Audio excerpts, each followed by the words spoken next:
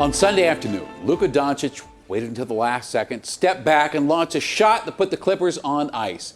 Luka was playing hurt, his best teammate on the bench, and the Mavericks weren't supposed to win. Yet, they did because one man, all of 21 years old, refused to quit. And just like that, for one moment, the rest of the world washed away, and we remembered how inspiring sports can be. And tonight we're inspired again, but not for anything we've seen on the court and not because of the actions of any one individual. At a time when so many of us crave the simple diversion of sports, the players who make up the NBA, WNBA, MLB, NHL, and NFL are reminding us we do not have the luxury of being distracted. Tonight, Denver 7's Ivan Rodriguez is taking the conversation they started 360. The shooting of Jacob Blake in Kenosha, Wisconsin sparked another fire throughout the country, and it's touched virtually every professional U.S. sports league. So Denver 7 is going 360 with the calls for justice from Colorado sports teams. You'll hear from the manager of the Colorado Rockies, a fan who says he's learned from players' protest. Your reactions into the 360 inbox, and a fan speaking out against people's criticism of games being postponed. In light of the last 48 hours, it's obviously been turbulent right across the country.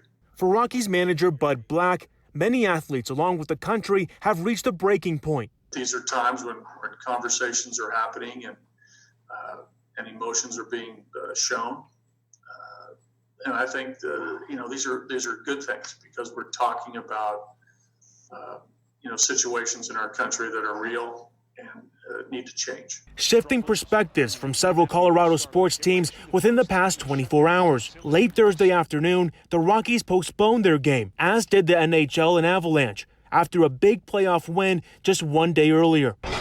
The Broncos canceled practice. The Colorado Rapids, along with the MLS, have postponed games as well, all following the lead from the Milwaukee Bucks and NBA, which postponed playoff action Wednesday, and then extended that to Thursday games, including the Nuggets. Nuggets player Michael Porter Jr. sharing his perspective, writing, "Realizing the stuff going on in the world is way bigger than basketball. For us, I feel like people look up to us. When we talk about these things, it's good for the world to realize how much it means to us too." I'm a big NBA fan, so I was kind of upset about it, but once I saw the reasoning and everything, then I understood.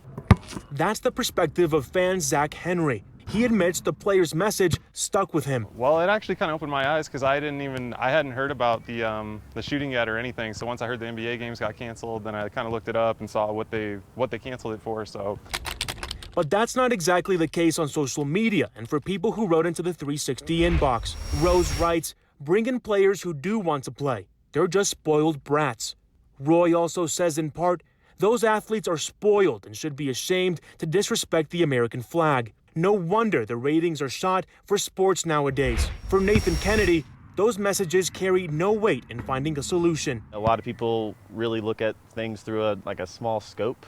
So it's kind of, they just don't really realize how hurtful their words can be. And for them to be, confident enough, and proud enough in their beliefs to be outspoken about it, it's just really embarrassing, honestly. I don't want these things canceled, but if that's what it takes at the end of the day, then yeah, we've already made a lot of sacrifices this year, so what's sports for the rest of the year? If we feel like it'll make changes, then by all means. A 360 debate that rages on, especially as teams and leagues decide when is appropriate to resume play. Ivan Rodriguez, Denver 7. What do you want to see come out of this moment? Let us know with an email to 360@thedenverchannel.com. You can also weigh in on Facebook.